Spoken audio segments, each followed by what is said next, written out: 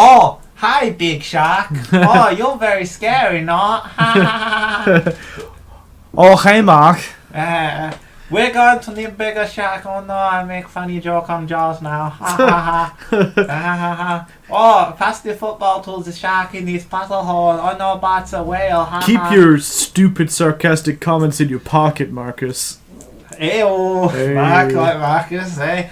So, welcome to Hype 101, where we talk about the latest new trailers. Oh my god, did you see the latest trailer that Tommy Wiseaus Sharknadir himself dropped on the internet? It was out of this world. And we're going to talk like this for... Tommy was up more like... and this is the new way we're going to do all our podcasts. Yeah, just hype men, basically. Oh, yeah, so there's a trailer for a new Tommy Wiseaus joint out called Big Shark, where our titular hero, Tommy Wiseaus, has directed a new film called Big Shark. Tommy Wiseaus, famous author behind The Room, the 2003 masterpiece of crap, where it's basically a very bad film, but the badness of it makes it humorous. Oh wow, this is all news to me. It's very succinct. The Room birthed a million memes, similar to Helen of Troy. Set off a million ships. Set off a million ships, birthed a million memes. So The Room is kind of a cottage industry of kind of like, making people who laugh at it kind of thing. It tours regularly with Tommy Wiseaus and or Greg Sestero in attendance. It's basically a big cult thing, lots of people really like, going to its communal experience. Tommy Wiseaus, the next sort of creative project he made was Neighbours, which nobody liked. It's all available on YouTube. It's all dreadful. I've watched all of it with my brother. Not good.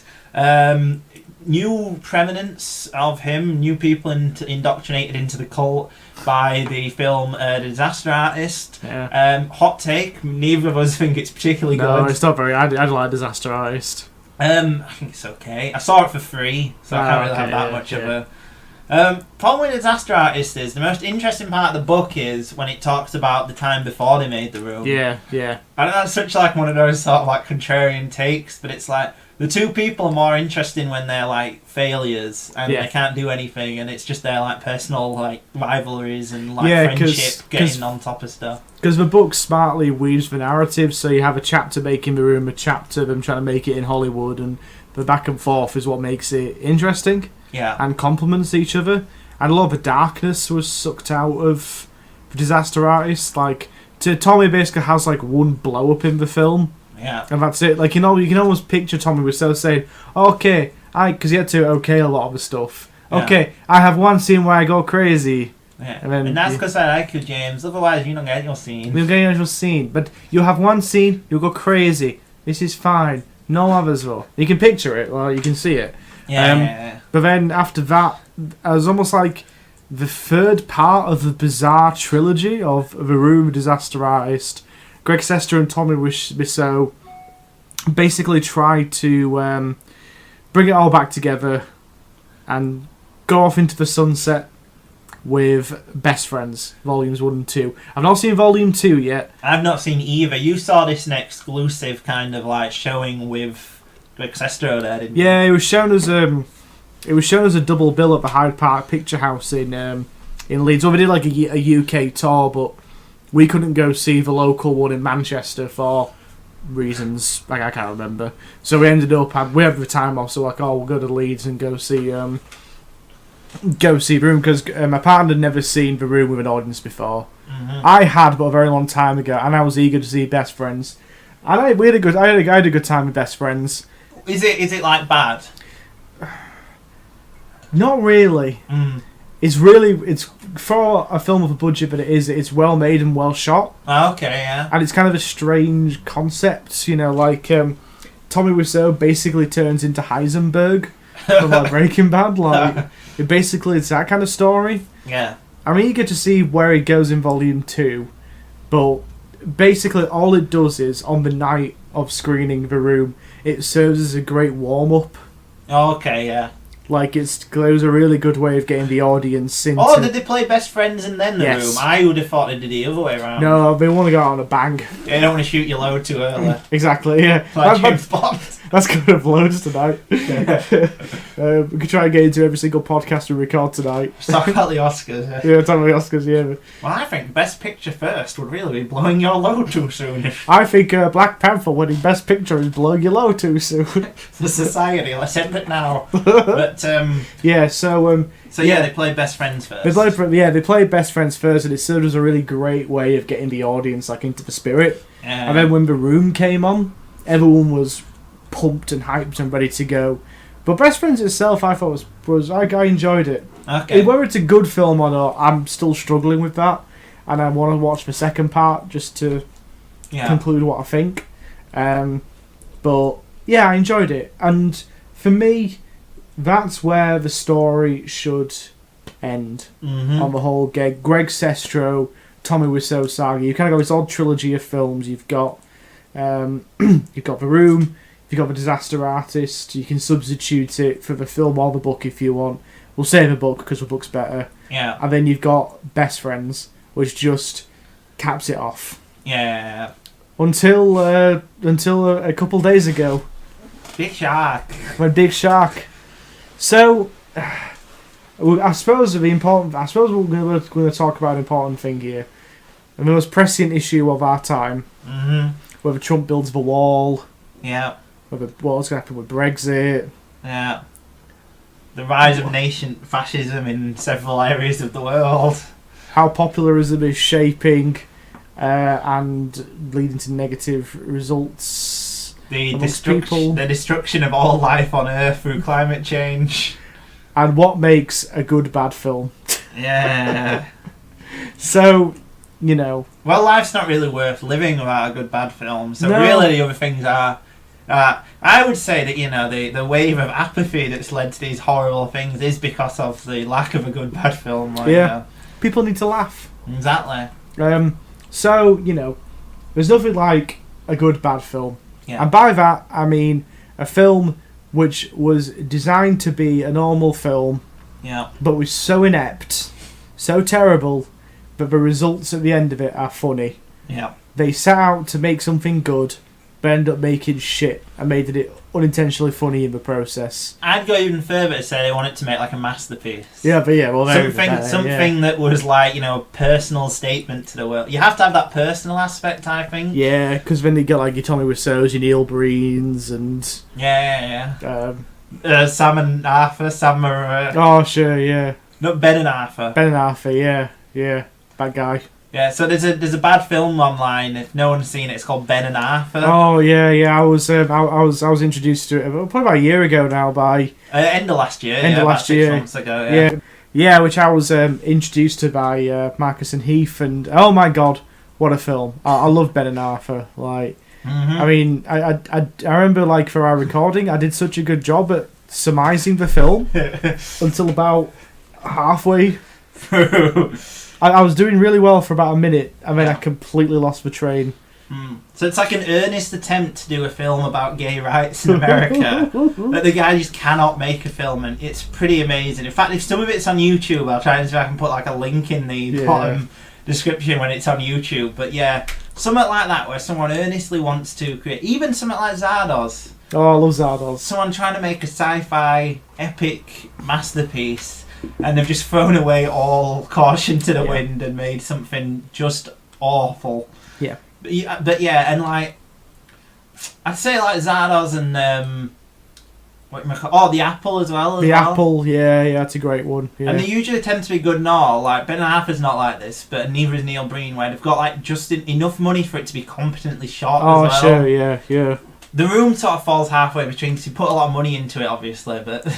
Like, the camera was nice that we bought, but they didn't know how to use it. And it's always off because he shot it twice. Yeah. He didn't know the difference between film and digital video, so he just bought both. But obviously, we're talking about what makes a great bad film. Clearly, Big Shark is going to be a great bad film, clearly. I mean, it's Tommy Wiseau going, oh no, what? Look at Shark, oh no. I'm going to make a film where I run away from Shark, like Jaws. Yeah. So, yes. People like misogyny. I call a woman a bitch. I slap her. No. People like that in Room. Why you not like it now? I make racist, sexist jokes in Room, but you don't like it in Neighbours? Why can't I be only character who I guess to have sex with woman, no? I want to blow my load. Oh no, too soon. Too soon. But yeah, it's gonna be great, isn't it? It's gonna be great, yeah. No. So in the rise of the popularity of So Bad It's Good films, a whole new cottage industry has come up of making films that are intentionally bad. Yes. Which to me is like the dumbest thing in the whole world. Exactly. So films like Sharknadir, Recovery. A blatant attempt to cash in on Yes. No, go on. Yeah, you failed attempt to make a bad film. Yeah. I'll prop you up. Thank you. It was a very cynical attempt to, like to make as much money as possible, and oh no. You cashed in on that popular art house horror scene. Exactly. I was like, I saw where the money was coming on. Art house horror films. Yeah. Yeah, you'd seen how well the Vitch had done at the box office. Oh, exactly. He's a millionaire now, isn't he? Robert Eggers. Exactly. Yeah. I watched you watch your Under Your Skins, you watch your It Follows, and you go like, I bet everyone's seen this. These hard, difficult, slow films that. But anyway, enough of that comedy digression. Yes. Yeah, so people are now intentionally making bad films to cash in the market, as you said, the most famous of which, and I'm going to go out on a limb here, possibly an inspiration for Big Shark. Oh, wow, yeah, maybe. Sharknado. Yeah. Or should I say Sharknado 1, yeah. Sharknado 2, Sharknado 3, oops, I did it again. Sharknado 4. The quickening. Oh hell no. Oh, hell no. I think it's actually called Oh Hell No. Really? The saddest thing of Sharknado is if you watch Sharknado 3, it ends on a cliffhanger where Tara Reid is like, the shark's coming towards her and it goes, tweet with what you want to happen next. And whichever got the most tweets, yes or no, would be the thing that she won. Now that blazing hatred of the audience and just most basically saying, vote with your fingers, you rubes. I kind of admire that, just how blazingly kind of bad it is, and like it's almost just like saying, look, we made this for money, just give us some. Give us some money. I'm wasting your time. I bet if you turned on Sci-Fi now, it'd have something like, I don't know, cardboard house fights metal box. I'm pleased. That's giving too much credit to Sci-Fi. I think you'll find it's actually called Siffy these days. Siffy, yeah. Did they ever play like good Did they ever play like 2001 or? Of course they don't. So I mean, did they? Were they no. That went downhill. No. All Siffy ever did was just play like constant reruns of Stargate. Not even like Diet Star Trek. Now, when I was a kid, this is a personal troll for me. When I was a kid, whenever you watched like the movie channels, it would just play like softcore porn and stuff. Now it plays these So Bad It's Good films. I remember there was one where it was a documentary about sex, and it was basically porn, but they'd managed to get somehow away with it by saying it was a documentary and stuff. Okay, yeah, educational. Yeah. And there were one where like, these women are freaks, they're obsessed with balloons. They had like loads of women having sex with balloons. Anyway, that when I was a kid, it just flashed in my head now that this is what it was like when I was a kid. All like sci-fi films where everyone would have sex every 2 minutes and stuff. You want to settle down and watch, like a classic science film. Like you want to watch Planet of the Apes or something, and you see women having sex with balloons instead. But now it's you make like you shoot in a garage somewhere against a green screen. Like, but like it's just a cottage industry, and you can usually get it by putting like suffix animal versus suffix animal. Yeah. So like the one I always think of is like shark puss via like it's so stupid. It's like an octopus versus a giant shark. Like it's so stupid. I'm gonna have to look it up. I'd like to see if there's a table of when like league was legalized in certain states in America and when these came up and whether it's like here we go. Yeah, Mega Shark versus Giant Octopus, starring Deborah Gibson and Lorento Lamas. Those guys. Yeah, a lot of these films also have Eric Roberts in, which is like a funny Eric Roberts is in a film called Avengers. In fact, type in Eric Roberts onto IMDb. Okay. And you'll see, like, do you know who Eric Roberts is? Let's have a look. It's Julia Roberts' sister. He's in Inherent Vice. He's in like a small role in Inherent Vice. He's in Dark Knight. He's in filmography. Read out how many acting credits he's got. 525 credits. Right. With most whoa. He's got several which are in pre-production, several which are filming. I don't know how he's doing that. I've had several which are in post-production. Wait, what? Random one, Bleach. So Bleach is the story of a man goes through extreme measures to attempt to stop the ghosts of girls he murdered in a snuff film from haunting while trying to get the authorities off his back as well. Well, that's just nonsensical. It's a film so bad, even the IMDb title's like full of errors. Oh, he's also in Hard Luck Love Song, which doesn't even have a description. But the film's in post-production and we don't know anything about it. Okay, what else we got? What else we got? A Soldier's Story 2, Return from the Dead, which doesn't have a plot. Right, go on to some of the ones that are like a bit more recent. Yeah, so keep going. We're still post-production. Completed. Wow. It just keeps going. Well, yeah, like, so we're in 2018, he must have done about 20 at least. Oh, hold on, this one looks like it might be... He's in a film called Fake News. Oh, Fake News, let's have a look about it, sounds fun. Maxwell Stern is a freelance reporter who writes with a politics rag. Some of his stories are true, some not so much. After a prostitute is murdered who was a source for one of Maxwell's...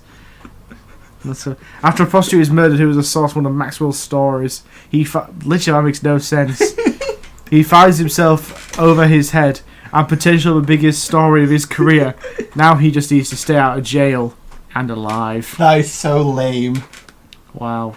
Is he in one where he plays a cop 5 days from retirement? That film just sounds like the movie. The Summoning. What's this I bet about? this is going to be good. So, when a law student uncovers chilling secrets and places her life at risk, a bitter, rough around the edges detective gets assigned to her case. Can I guess he plays the rough around the edges cop? He must do. So we're going through this at a right clip. We're in 2016 now. Oh, what's this one? Someone got oiled up. I like this one. Stalked by my doctor. The Return. Oh my god. Let's have a look. He plays Dr. Beck, so he must play the titular doctor. Oh, there he is, yep. That poster. Starring Eric Roberts. Dr. Beck, who has changed his name, saves a young teenage girl drowning in Mexico, whom he falls in love with. As always, there are some complications in his way. Oh yeah, as always. when you're stalking women... When you're stalking a woman who's drowning in Mexico, you fall in love with her. It's a common day occurrence. But he has plans to possibly get past them and get the girl of his dreams. Alright, so... Well, he plays the devil in one film. It's called Six Gun Saviour, which is a very simple summary. The road to hell is paved with good intentions. 3.3 out of 10. Starring Eric Roberts and Martin Cove. Almost looks like some kind of witch-finder thing. I don't know, he plays the devil, apparently. It's a remake of Witchfinder General. So Yeah. we're going from we're still in 2015. With music. Oh, he's in The Human Centipede 3. Cowboys vs. Dinosaurs. Rihanna, Bitch Better Have My Money. He's in CSI. Dark Moon Rising. A Fatal Obsession. The Opposite Sex. Oh, he is in Inherent Vice. That's like the last film he's done, isn't it? Is he like the guy who's trying to find? Yeah, and he's in it right at the end. Yeah, he's barely in it. Yeah, I remember. Eternity, the movie. So, Todd Lucas is a naive songwriter from the Midwest. B.J. Fairchild is a brash saxophonist from the Valley. Alone, they are pathetic losers. Together, they form they form the most mediocre R&B duo of the 80s. Eternity, the movie. Right, let's get off Eric Roberts now. He's making us sad. Yeah. Are you just amazed that anyone would have 500 credits? Oh yeah, definitely. Yeah, that's impressive. I mean, I kind of think of how many Christopher Lee had, for example. If I'm gonna have a look, actually, just I reckon it's only 100. Just for comparison's sake, yeah. Let's have a look. Because he's the one who's got a famous amount of credits. I mean, he's 281, so about nearly half as many. Which is crazy. Well, to be fair, half of them are fucking Tim Burton films. To be fair though, to like Eric Roberts, I bet it didn't take him more than a day to film. Oh yeah, he'll turn up on set. Like it says it's filming, but he'll turn up on set for a day. He'll take his paycheck and then he'll go. Like, you know, there's no doubt there. He probably works for Scale as well. He works for pizza. He works for pizza. He has a new film every day of the week. Like, oh, so Mr. Roberts, where are you this week? Oh, well, I'm on set here today where I'm playing a crazy doctor who's trying to kill. He's trying to kill his fiancée, and then from that, I'm gonna get a 3-course meal at Denny's. And then tomorrow, I'm playing a actor who's out of work. And then he gets run over by the murderer. And for that, I'm going to have lunch at Applebee's. And then I'm going to have a free slice of cold pizza. So the film today is called Papa John's. Is that? Oh no, sorry, that's the dinner, isn't it? Of course, it's Papa John's pizza.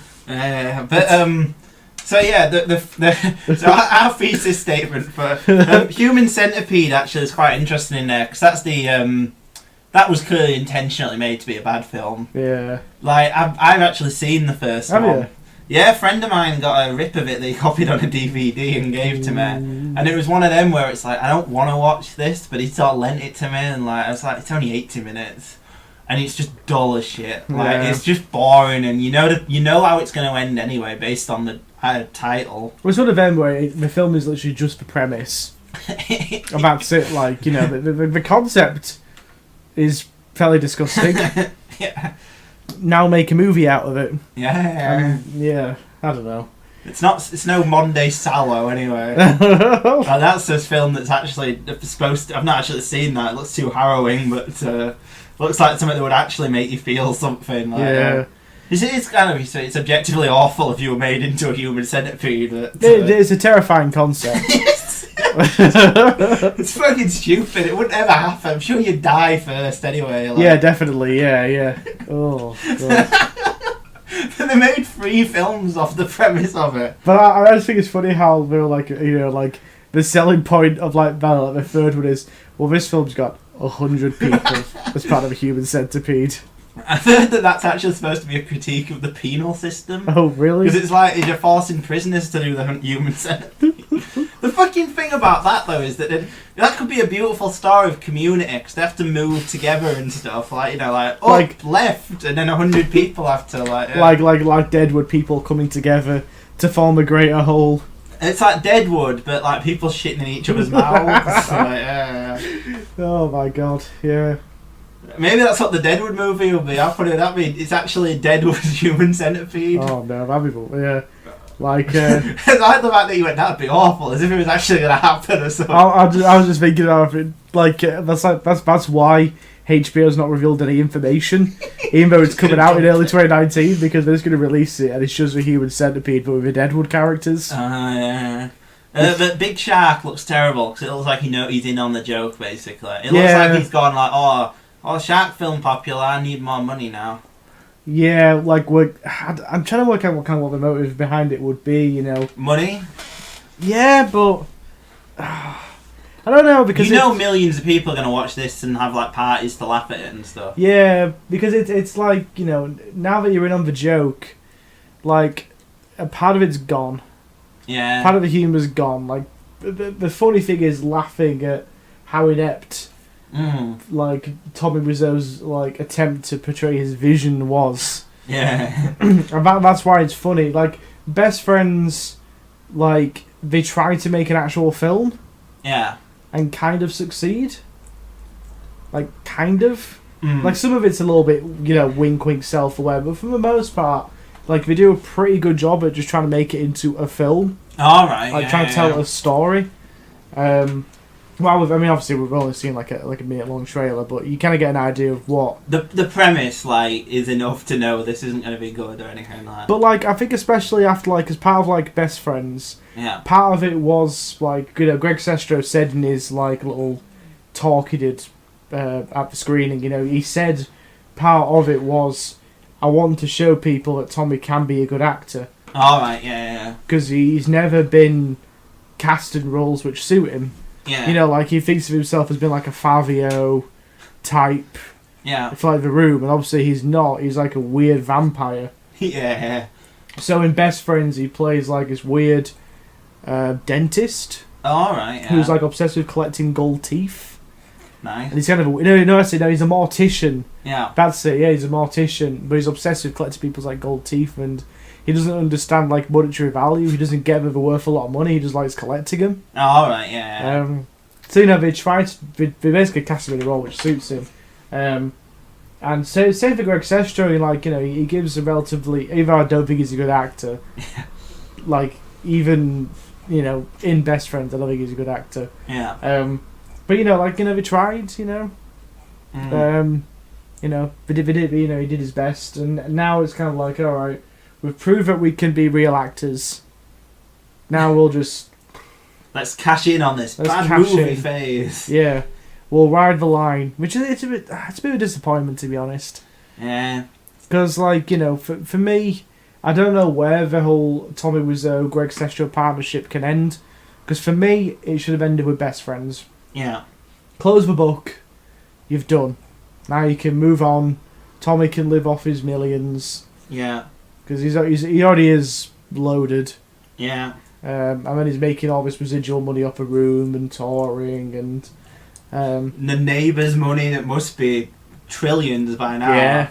I mean, like with Greg, he's getting the royalties from the Disaster Artist. Yeah. So, like, I would genuinely be curious to hear them say why they're doing it. But then also, he's returned to. We didn't mention this yet as well, but Tommy Wiseau's also directing this film as well. Mm-hmm. Behind the director's chair. Yeah, it's gonna be. Can he match the formal elegance of The Room? He's like Stanley Kubrick. like misunderstood in his own time. Misunderstood in his time. Takes a long time to get his next project off the ground because he wants it to be perfect. You know, so there was like 12-year difference between Eyes Wide Shut and Full Metal Jacket. Yeah, 7 years between Full Metal Jacket and The Shining. Well, the longer he went on, the more the more time he took. Yeah, they're only like 2 years, I think, weren't they, between like Strangelove and 2001, then 4 for 2001 and Clockwork Orange, 4 for Barry Lyndon, and 5 for the Barry Lyndon 75 to 80. Yeah. So yeah, we started off as standard sort of like couple of years, then 4. Needed to take longer to make the films, as he got more and more ambitious, Should have kept the clip up. I'm not a big fan of Full Metal Jacket or Eyes Wide Shut. Oh really? They're alright. Full Metal Jacket's first half is great. Yeah. I realise that's like the general consensus, but I kind of continuing it. I think that first half is great. The second half, I personally think is good, but you know, it doesn't matter. My first half, Eyes Wide Shut, I've not seen for about nearly 10 years. Yeah. I remember really enjoying it 10 years ago. I have to watch it again. It's been too long. I want to watch it again, because it's been a very, very long time. And that's reputation is just soared straight up, Yeah. Well, I remember, 10 years ago saying I liked Eyes Wide Shut. Yeah. And I do think it's a good film because people get hung up on like certain elements. Like the fact it doesn't look like New York. Yeah, and to me it's like, well, it's because it's like a dream. Yeah. It's kind of crazy. It's not like New York, and that's kind of the point. Yeah. And also, it's similar to how The Room doesn't look like New York because it's trying to be like Tommy Wiseau's mind. To stay on, because just like The Room doesn't really look like San Francisco. Oh yeah, well, it definitely doesn't look like New York then. Yeah, I was gonna say So just like how they tried to make LA look like San Francisco, because we couldn't afford to film in San Francisco. They couldn't do the same in Eyes Wide Shut. As in Eyes Wide Shut, but like in Eyes Wide Shut, it's fine because it kind of creates a dreamlike atmosphere. Yeah. Same for The Room. Yeah. Certainly feels like summer. Yeah. But yeah, it just feels like I hate it whenever someone gets like self-aware who's like this. It just always ruins it. It ruins the joke slightly. I mean, I think The Room will always stay sacred. Yeah, that's pretty untouchable. It's untouchable. Just because of what it is, like, kind of thing. Like, it's taken on a whole life of itself now. Yeah, it's been, the artist has subsided now, and it's with the audience, really. Yeah, because you think of people like I try to think of some similar people, and also good people as well. So someone like let's say like Andrew Lloyd Webber. Mm-hmm. And The Phantom of the Opera. Mm-hmm. One of the biggest, most successful musicals of all time. Yeah. It's huge. It's on Broadway constantly, Never ended. Yeah. Then Andrew Lloyd Webber comes back 20 years later. He's made millions off the musical, and he's made a sequel, Love Never Dies. Well, unfortunately, that production died fairly quickly. Is that an actual thing? Yeah, seriously, yeah. Oh, yeah. How do you do a sequel to Phantom of the Opera and Well, the Phantom die at the end? Well, you said it several decades later. Okay. You changed the location to San Francisco.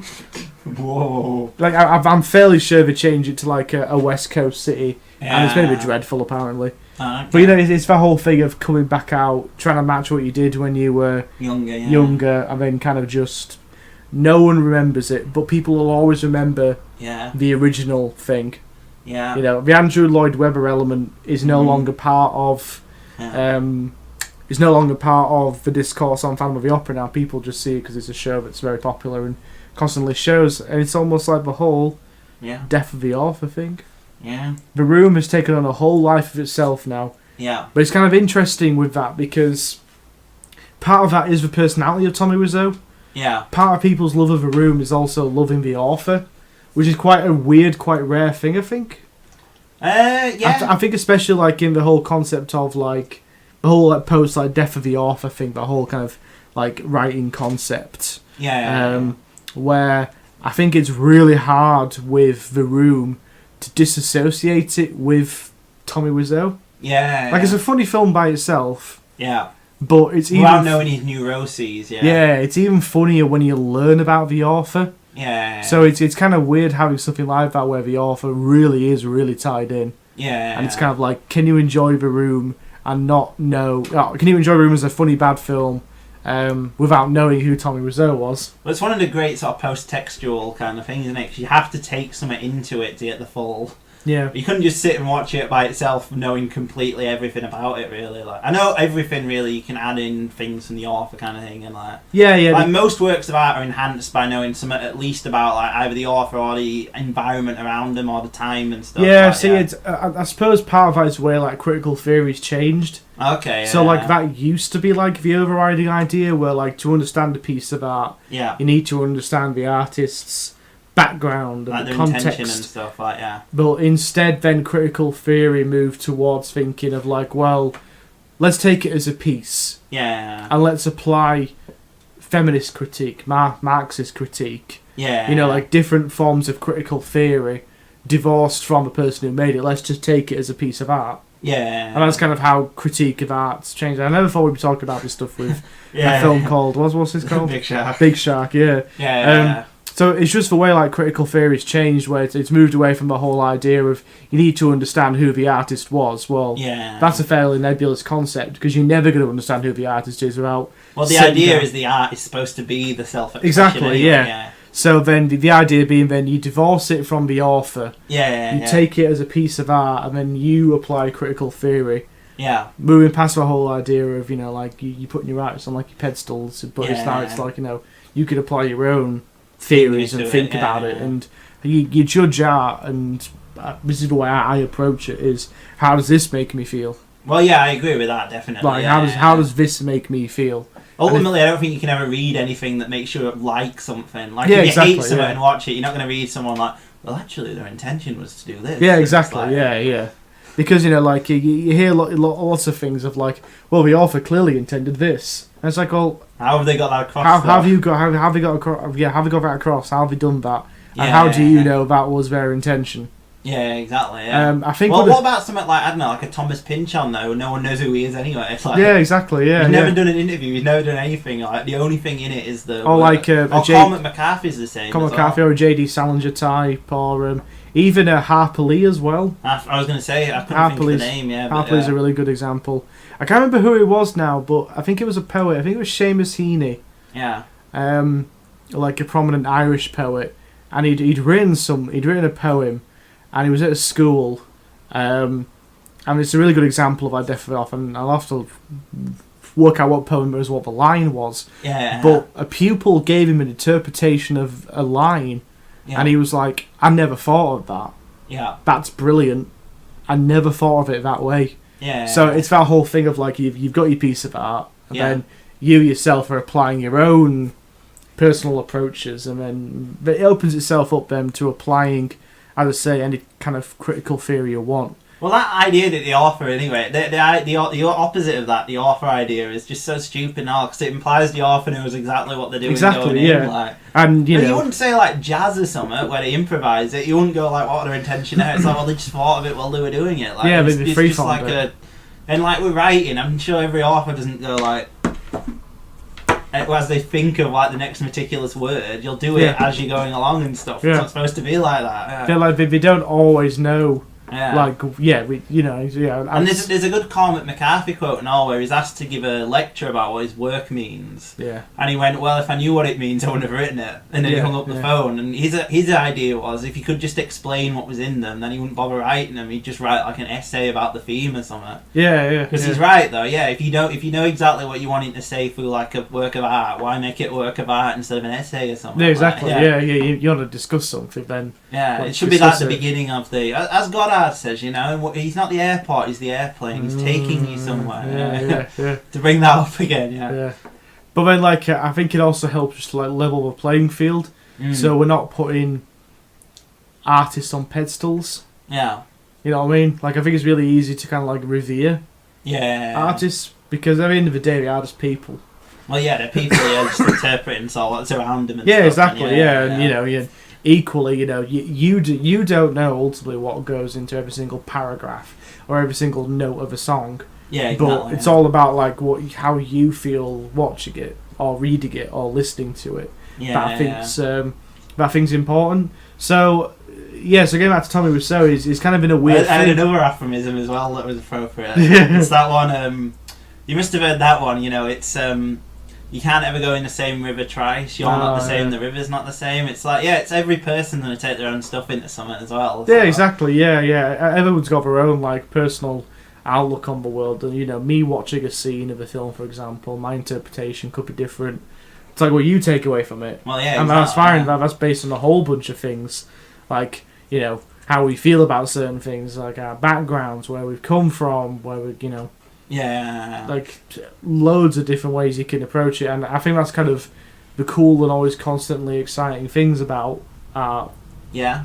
Is that there is lots of different ways, which is this whole method has changed a lot over the course of like, you know, critical theory over like the last like 50 years. Yeah. When you get stuff like postmodernism and you're getting into thinking about ways in slightly different ways. Yeah. That's fine. Yeah. It is the way it should be, I think. Well, I just see that as the normal thing. Like, it didn't make any sense to me to do it the opposite way, just to be like, what did the author say? Isn't it? Because in all, you've got like the idea of like what you're teaching people then. So say you take like an English class or something, and you're just teaching them to rotely recite what somebody told them is the interpretation of it. No, you teach them how to explore it in their own thing. Like, it's the opposite of art and engaging with art. Yeah, exactly. Yeah. I remember like, you know, I think it was like in English literature. You know, like with a teacher, you know, she's probably just doing like the curriculum, no double M or anything, but you know, I remember saying stuff like, "Oh, what did the author intend?" And I remember being really frustrated, being like, "Well, how do we know? How do we know the author intended for that line to mean that?" It's like you should read the poem, but then I guess try explaining critical theory to people like in like year 10. Well, yeah, that's the problem. You know what I mean? It's a good starting point. It's a good starting point. Like, what did they intend, and then to go out of that, like, what did they? That kind of critical theory and critical thinking is, I think, similar to like the auteur theory. Yeah. Auteur theory is great for when you're first getting into film. Yeah. And you want to try and like talk about themes and like thematic elements that run across the course of an artist's career. Yeah. But with film, it's a bit more complicated because it's a collaborative medium. Yeah. And ultimately, as you get into a bit more, it's quite quickly auteur theory kind of runs its course. Yeah. And then you get interested into other forms of critical theory. You get interested in, I don't know, like the one I always thought was like, feminist critique or queer theory or different ways of applying critical theory to film, which in my opinion is more interesting and rewarding than looking at, right, we are looking at the films of Stanley Kubrick. These are the themes that run through his films. It's much more lucid and more interesting, and it can kind of lead you to more interesting conclusions. Yeah, definitely. Than just saying, the theme of isolation runs through the films of Stanley Kubrick, and so does Madness, and he likes using long shots and.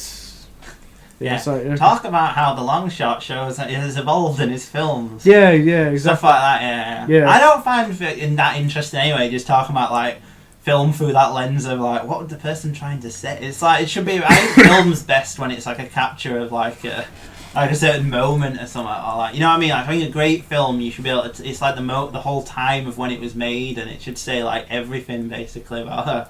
Obviously, that's like the higher echelons of films and stuff. They sort of have like a capsule of the whole time when they were made and stuff. And well, I think one of the best applications of this in theory is almost like the opposite of that. Yeah. And it's the way Lindsay Ellis has been taking critical theory and applying it to Transformers. All right. Yeah.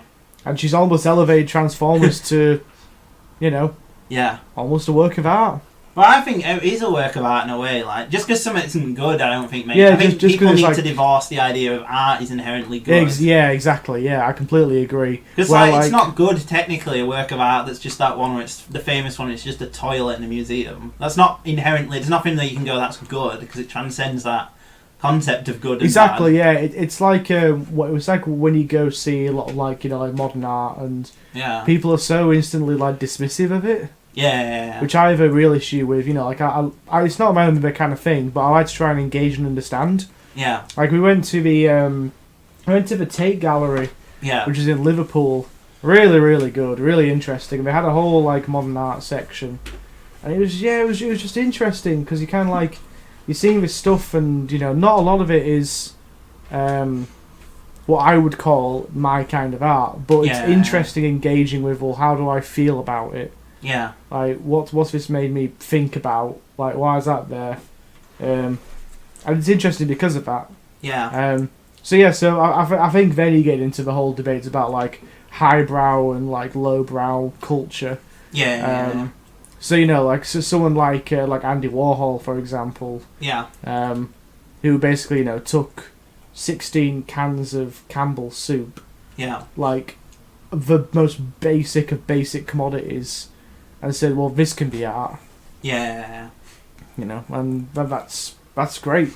Yeah. Or raising, like what Ray Lichtenstein did with, like, pop art, and being like, well, I'm taking some lowbrow, like, American comic books. Yeah. Like, not really recognised during the 60s, and I'm elevating it to this position of, like, well, art can be anything.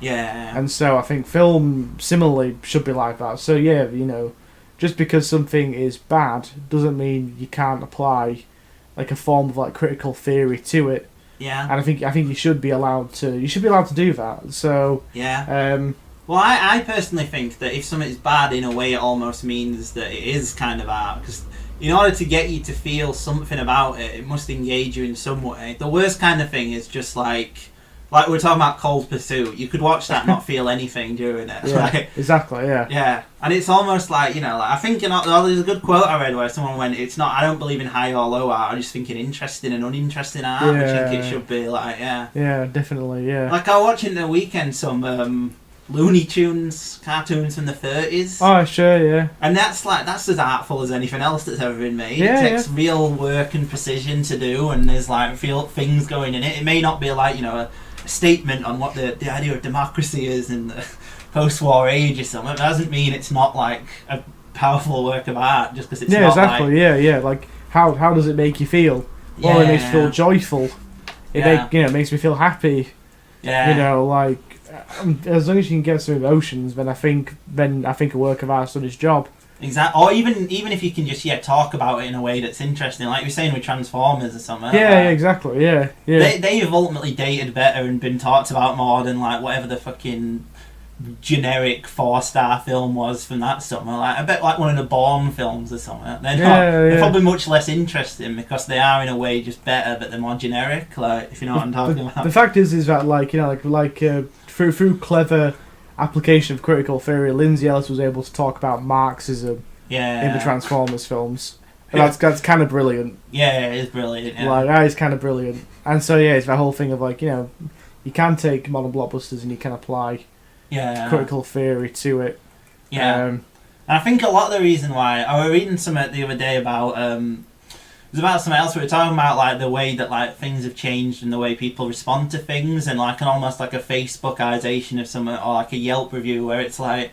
leave us your comments and feedback, or like where it's like or something. Yeah. Where it's this instant response to something. Well, a lot of art's too complex for that. You can't just go like, do you like it? What's your feedback? It's like, it should be like an internal kind of process kind of thing. Like. Well, it's funny because like when I first like, how do you write like a quick short Yelp review or something, or like a painting in like a gallery that you need to sit and think about? Like the Mona Lisa gets 5 stars and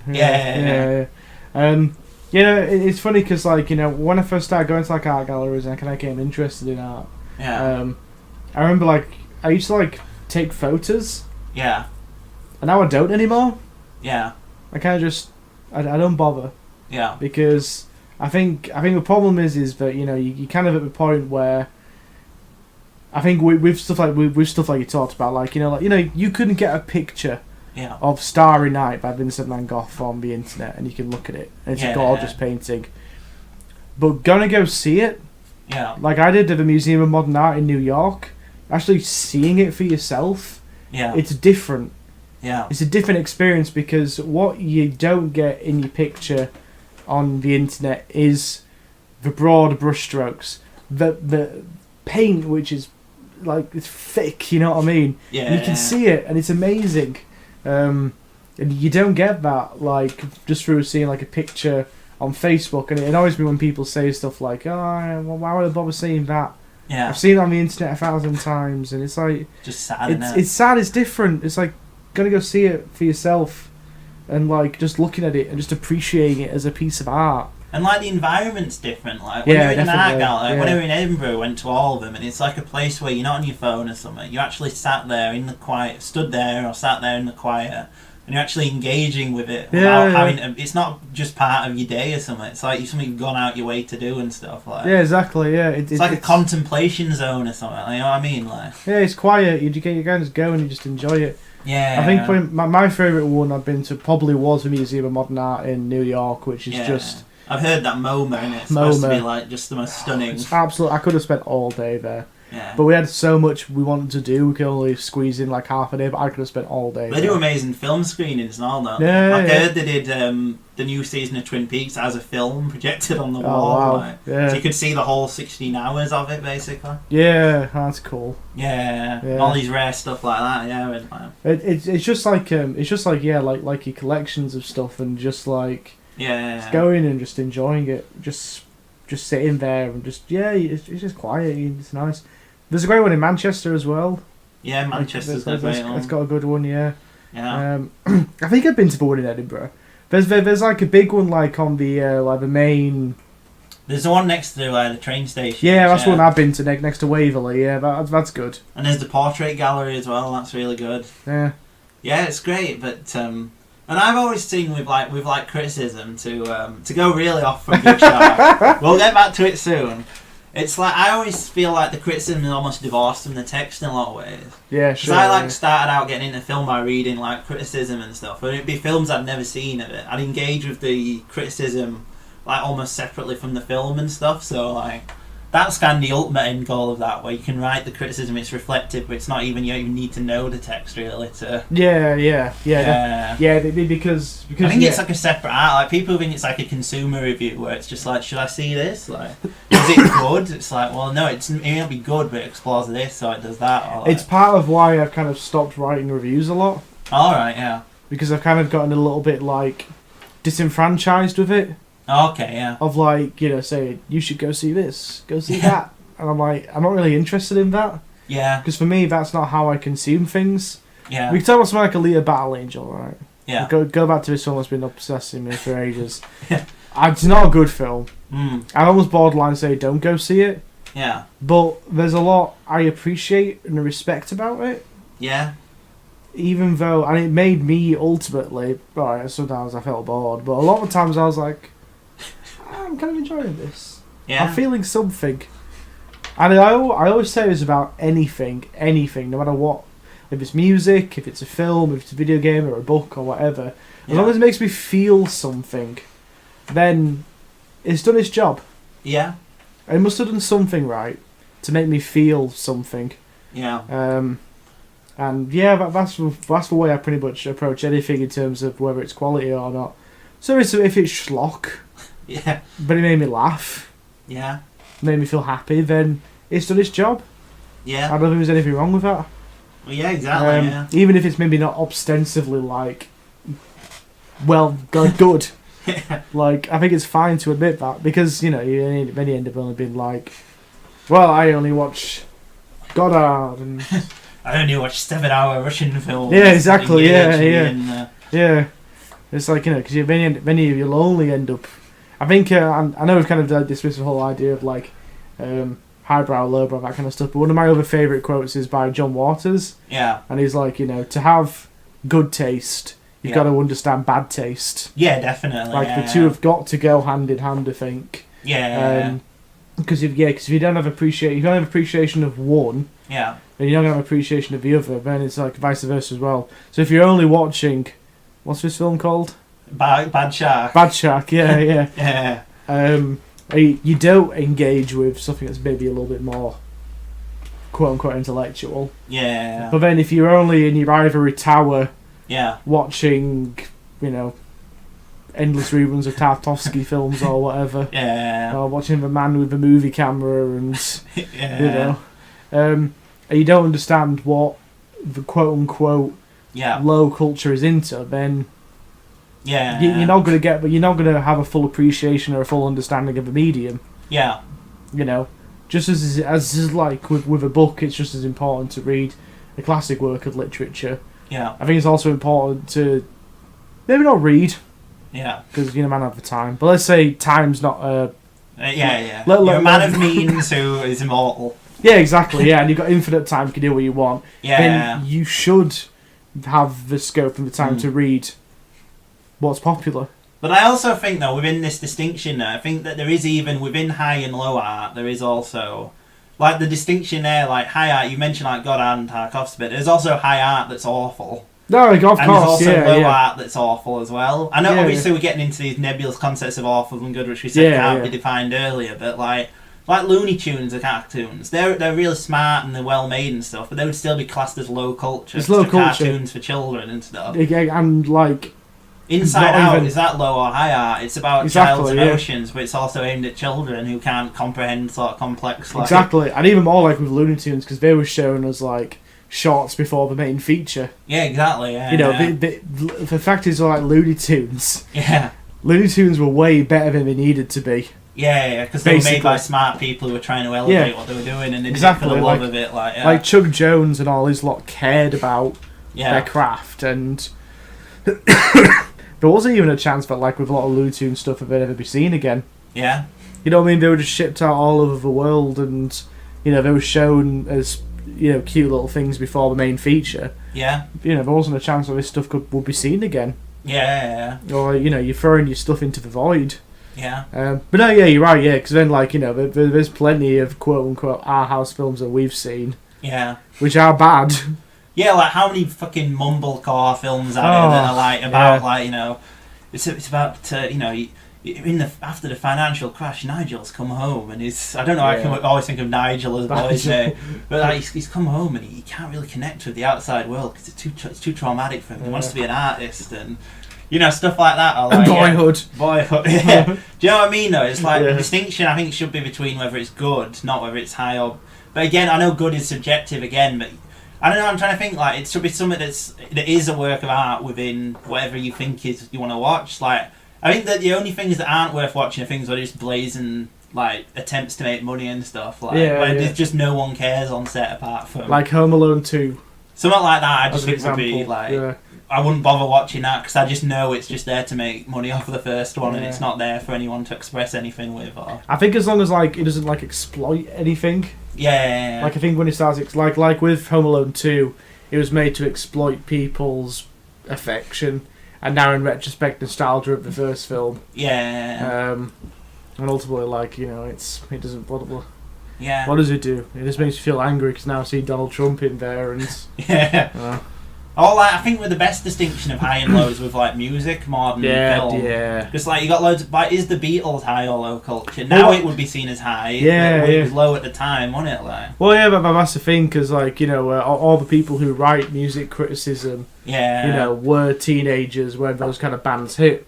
Yeah. Now they're the establishment and they're in charge of what's say the best music of all time. So, before them, music was classical music and opera and that's what adults listen to. Yeah. Now adults listen to what was considered to be music for teenagers. Pink Floyd and people of that age. That's what they listen to. For them, that's their classic music. Well, to them, high art's Pink Floyd, low art is bloody Arena Grande or something. Yeah, exactly. Ariana Grande. Yeah, like whoever's like the popularised Lady of Gaga, today's. gosh, ridiculous. Now let me listen to jazz band Floopermox. But let me listen to prog rock band. I don't know, like Starlight Veil or. Yeah. And I'm sure, like with film though, like the high art ones, not all. Like there's loads of Russian films that'll be like slow, pedantic craft. That Exactly. Just to try and make the Russian might of the. Well, like the interesting one was one we watched a few weeks ago, the Gospel according to St. Matthew. High art trash. High art, which neither of us enjoyed. We were bored for most of it. We just talked over most of it. Oh shit, we shouldn't reveal that in something. Oh crap! Yeah. No, but we just mainly talked about Star Wars. A low art piece of thing. Yeah. So obviously, then has that failed as a piece of art? I'd argue that it has because it's not engaged you. Exactly. On any kind of level, it's made you bored. Exactly. You've not got anything out of it, which ultimately, even though we ended up having quite a good discussion about the film, like it was ultimately like, well. And again, that's the thing I think where you can separate the criticism from the film. Like, hopefully, it's a bit of tooting our own. The criticism stood up more than the film did because you could listen to it, you could understand a bit more of the film without having to actually watch and engage in it, or to understand like what the film was trying to do or something. Like, But it's whatever people like and get some out of. That's what's worth doing. Don't let anyone say like, "Oh, just crash" or something. Like that. Don't be dictated to like if you enjoy something and like you're getting something out of it. Then that's fine. Like it's fine. Because one person's trash isn't a man's gold. If you're getting something out of it on any kind of level, then I think that's fair enough. Like there's no one who's objectively right or wrong as well or anything about it. Like, unless if you like the Star Wars prequels, then but Star Wars is interesting because those prequels are bad, low art, and they're objectively bad as well. But like they're endlessly fascinating. Oh god, like, I would have got more out of that than I would from like any I don't know. Like the modern Star Wars films, I think they're better films, but I won't talk about them as much as the prequels. Because the prequels are made by one crazy man, and they're like his vision of what the world is from a... Like you could say that the prequels are like a skewed version of like what somebody thinks of like I don't know, like post 9/11 politics with like it's clear in Revenge of the Sith that it's supposed to be like an analog with the like stupid like democracy dies in darkness kind of. Oh, it's like so this is how democracy dies. With thunderous applause. Yeah, and stuff like that is ham-fisted and terrible, but you can tell what he's trying to do and stuff like. Yeah. And I think that's more interesting than just like the sort of generic product of the studio sort of thinking. The new Star. Even though the new Star Wars is, you would give a higher rating to those. They're definitely better films, but yeah. No, I do agree. Yeah, because like at least with the prequels, they are consistently fascinating. Yeah. And I feel like there's like an attempt to make everything like this commercialisation of everything as well, like with art and stuff. It's supposed to be you watch something, you give you say, oh, that was good, or you have like an instant reaction and you just move on. When I think really good stuff, you sort of live with it as well. You think about it and like you consider things and Yeah. And it evolves with you and all. Like, you watch, like, a film, like, you know, when you're, like, 15 or something, and 20 and 25. It's not just...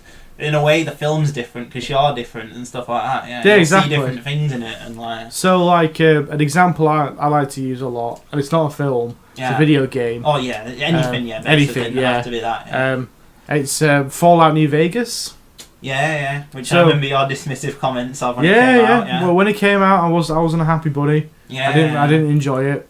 Now I've gotten older, and I want different things from my electronic video game entertainment. Yeah. Okay, I was able to appreciate the slower pace of New Vegas, the better writing, the clever side quests, and the better characters. And alright, and not everything about the game is perfect. It's not the prettiest game in the world. Yeah. But I was able to say, like, you know, this is kind of cool. I've developed. I've changed. I've developed. You know, I'm after different things now. Yeah. I'm not saying that it makes me better, but like, I've changed. Yeah. And my approach to things has changed. And what I'm after has changed, and my opinions about stuff has changed, which is one of the always exciting things I think about. And kind of maybe one of the slightly down things as well. Yeah. Maybe some things that you used to be into, like really love, doesn't really communicate with you as much anymore, because, you know, you've moved on. Like a lot of like for me, like a lot of like heavy metal music. Yeah. Like, you know, like part of me will always love it. Yeah. But I'm not like that angry, wound up teen anymore. Yeah. You know what I mean? Like, I don't get as much out of it. Yeah. Like, I've moved on. I listen to other kinds of music now. Yeah. I can still listen to it and have like a bit of a smile on my face. Yeah. But I'm not getting the same thing that I used to get out of it. And that's fine. Yeah. Kind of sad at the same time, but it's fine at the same time. You know, you've moved on, you've developed. But if you still enjoy metal music the same way that you did when you're like a teenager, and maybe you get more out of it now, then that's also great. There's no right or wrong way to develop in your tastes. Yeah, exactly, yeah. And it's like, does that make it even... Like, so I always think of like a comedy, a lot like what I used to go into. I moved on from that. Like, I used to be into like a lot of like comedians like Bill Hicks or something, or like South Park, where it's like... Where, like, the end is, like, you know, it's like... I think the idea of that is, like, when you're a teen, it's like, it's like saying stuff I've not heard before. Like, maybe advertising is bad and stuff like that. Or, like, you know, like, maybe religion is stupid.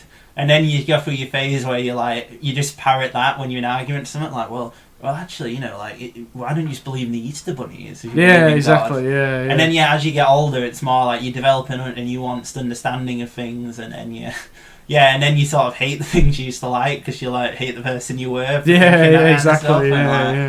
All that kind of stuff as well. Yeah, but it's like, does that make the art worse? Have you just evolved from it or something? Like, what? Yeah, it's all this interesting stuff. Yeah, like, art's great. Yeah, art is great. I love art. Do you know what's not great? Big Shark. Yeah, Big Shark are intentionally bad made films. Like, films that are intentionally made to be bad. They're a terrible blight, and they need to end. Yeah, on the spectrum we've discussed a lot. It's crap low art where it's not made for anything other than money, and it's just not good. It just needs to end. Especially, it's sad that Tommy Wiseaus, the architect of The Room, and but this is almost a systemic problem though. You can see that he's gotten all this money from The Room. He probably just wants more of it and stuff. He's only mortal, despite or how he looks. He's only a human being. So, he probably just wants more of that money that he's made from that. Probably. Yeah. But it's a terrible trailer that led to an interesting discussion. Yeah. Go with that.